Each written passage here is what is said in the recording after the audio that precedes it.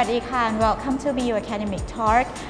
We have heard a lot about entrepreneurship. What about the startup, which is a new perspective, especially in Thailand? Today is such a great opportunity to have Ajahn Preeda Youngsuksathaporn, the Director of the Institute for the Creative Economy, Bangkok University, with us. So please give a warm welcome to Ajahn Preeda. Swadika. First of all, could you please tell us briefly about the difference between the startup and also the word that we have heard for a long time, which is entrepreneurship. So what is the difference between these two words? First of all, thank you for interviewing me today. As you mentioned, there are quite a difference between the term startup and the term entrepreneur. Most people would understand that they are the same thing, but actually they are not the same meaning. Entrepreneur can mean anyone who has ideas as well as some budget to involve in their business development. While startups, they have the ideas, they own their ideas, but they wouldn't have that much money to invest in their projects. So startup requires some helper. For example, there got to be a thing called venture capital, who has money to put in these startup projects and make it become real business in the real world. Right now, everyone knows about Facebook. Facebook used to be a startup before when Mark Zuckerberg started this project. When he studying in Stanford University, he has his idea, right? He had his idea, and then he wanted to make his idea become a reality. Without a component of venture capitalists, his idea would not become a reality.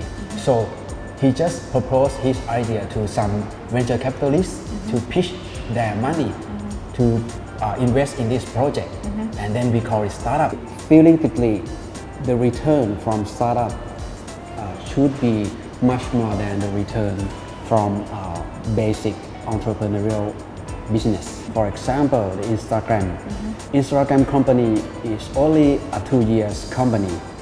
When the owner of this company just graduated from Stanford University, and then he built up this company only 2 years without any return at the moment, without any return, and then he employed only 12 or 13 personnel with only consume budget without real income pure in this business. And then just early this year, Mark Zuckerberg from Facebook, he decided to buy out this company totally 100%. He just acquired to become part of Facebook. Who is the richest guy from this deal? Can you guess? The owner of the Facebook? No. The owner of the Instagram? Really? Yes, but the real winner is the VC who put money first into the Instagram project. Okay, so we have gained some knowledge and idea about the entrepreneurship and also the startup. We have heard sometimes about the spin-off. What is the difference between these three? Spin-off is a kind of tricky idea. When these terms originated, it originated from universities.